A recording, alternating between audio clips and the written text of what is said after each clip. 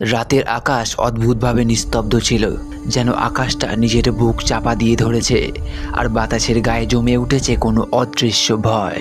কুরুক্ষেত্রের মাটিতে হাজার মৃতদেহ শুয়ে আছে, শত শত ভগ্ন রথ উল্টে পড়ে আছে। মানুষ মনে করেছিল যুদ্ধ শেষ, কিন্তু আসল বিপদ তখনও আকাশে লুকিয়েছিল। যে বিপদ পরে হাজার বছর ধরে ভারতকে এক রহস্যের দেশে পরিণত করে দিয়েছে। আজ সেই গল্প শোনাবো আপনাদের, যে গল্পে আছে এক অস্ত্রের জন্ম, তার শক্তি, তার উন্মাদনা আর তার অদৃশ্য হয়ে যাওয়ার রহস্য।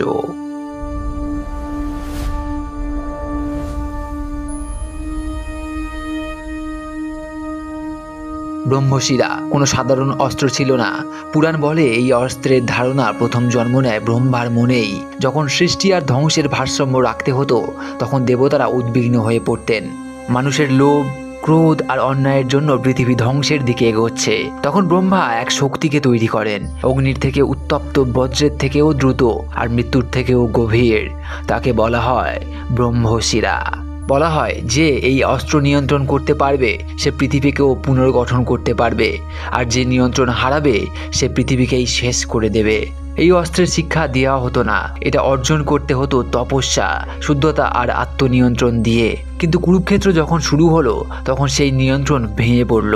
অর্জুন ব্রহ্মশিরা পেয়েছিলেন তপস্যার ফল হিসেবে, কিন্তু তিনি জানতেন এই অস্ত্রের এক ফোঁটাও শক্তিও পৃথিবীকে মরুভূমিতে পরিণত করতে পারত। তাই তিনি কখনো কোনো নেশায়, কোনো ক্রোধে এই অস্ত্র ব্যবহার করেননি। অশ্বত্থামা ছিলেন ভিন্ন। তিনি দ্রোণাচার্যের পুত্র। বাবার প্রতি ভালোবাসা আর অভিমান তাকে সব সময় আগুনের মতো করে রাখত। বাবার মৃত্যু তাকে ভিতর থেকে ভেঙে দিল, আর সেই ভাঙনের ফাটল দিয়ে বেরিয়ে এলো প্রতিশোধ। দুজনেই ব্রহ্মশিরা জানতেন, কিন্তু একটির নিয়ন্ত্রণ শান্তির উপর দাঁড়ানো আর অন্যটির নিয়ন্ত্রণ দাঁড়ানো ছিল ক্রোধের উপর। এটাই যে ভবিষ্যতে পৃথিবীকে বিপদের মুখে ফেলে দেবে তা কেউ তখন জানত না।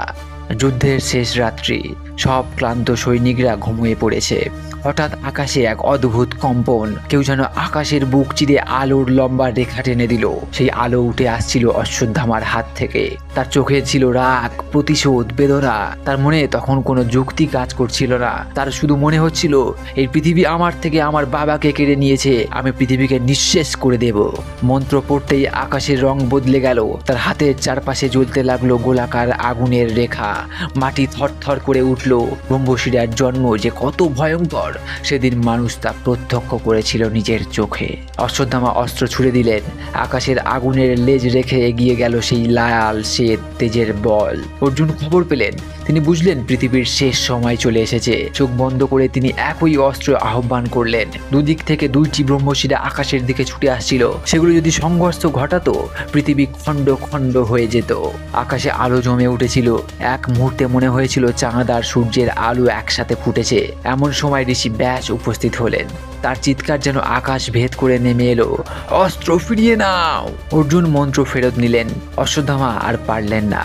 তার অস্ত্র মাটিতে পড়ল এবং পৃথিবী সেই জায়গাটিকে গিলে ফেলল। সেই স্থান আজও অচিহ্নিত। বলা হয় ব্রহ্মশিরা যেখানে খাঁচায় বন্দী হলো, সেই জায়গায় কয়েক হাজার বছর ধরে কিছুই জন্মায় না। মাটি কালো হয়, বাতাসে একটা পোড়া গন্ধ থাকে, রাতে অদ্ভুত নীল আলো দেখা যায়, কিন্তু কেউ জানে না সেই জায়গা কোথায়। ভারতের কত জায়গায় এমন মৃত মাটি পাওয়া যায়। বিকানের রাজস্থানের মরুভূমি, বিদর্ভের কিছু অঞ্চল, হিমালয়ের কিছু গুহা, এমনকি গঙ্গার কিছু তীরেও অদ্ভুত ধাতব কণা পাওয়া যায়। লোকেরা বলে এসব জায়গায় নিচে ঘুমিয়ে আছে সেই আগুন, ব্রহ্মশিরা। বিজ্ঞানীরা রেডিয়েশন পরীক্ষা করেছেন। বলা হয় কিছু স্থানে এমন বিকিরণ আছে যা কোনো সাধারণ উৎসে তৈরি হওয়া সম্ভব নয়। এটা কি প্রাচীন অস্ত্রের চিহ্ন নাকি পুরাণের কল্পনা, কেউ নিশ্চিত হতে পারেনি আজও। কেরালায় এক বৃদ্ধ গোপালন নাকি বলেছেন এক রাতে তিনি মন্দিরের কাছে এক অদ্ভুত মানুষকে দেখেছিলেন। কপালে রক্তাক্ত ক্ষত, চোখে ক্লান্তি, একদম পুরনো যুগের মতো পোশাক। লোকটিকে দেখে তিনি ভয় পেয়ে গেলেন। তিনি যতটা দূরে যেতে লাগলেন, ততই মনে হলো মানুষটা ফিসফিস করছে, সেই আগুন যেন আর কেউ না জাগাবে। হিমালয়ের সাধুরা বলেন বরফের ভেতর কখনো কখনো একজন মানুষ দেখা যায়। বলা হয় তিনি কারোর সঙ্গে কথা বলেন না, শুধু পাহারা দেন কোনো অদৃশ্য শক্তিকে। মহারাষ্ট্রের জঙ্গলে শিকারীরা দাবি করেছেন তারা একজনকে দেখেছেন যে অদ্ভুত শক্তিতে প্রাণে বাঁচালেও কথা বলেননি। তার চোখে ছিল জ্বলন্ত আগুন।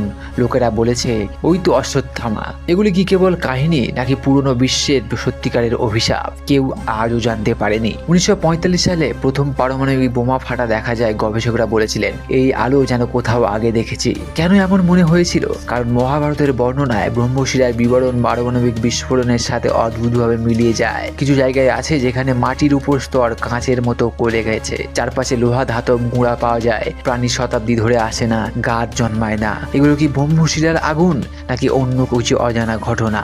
আজও পর্যন্ত বিজ্ঞানীরাও পুরোপুরি এটা ব্যাখ্যা করতে পারেনি। এত কিছুর পরও একটাই প্রশ্ন বাকি থাকে, ব্রহ্মশিরার শক্তি কি সত্যিই পৃথিবীর কোথাও ঘুমিয়ে আছে? পুরাণ বলে অস্ত্রটা মাটি গ্রাস করেছিল, কিন্তু যদি সেটা নিভে না গিয়ে শুধু ঘুমিয়ে থাকে?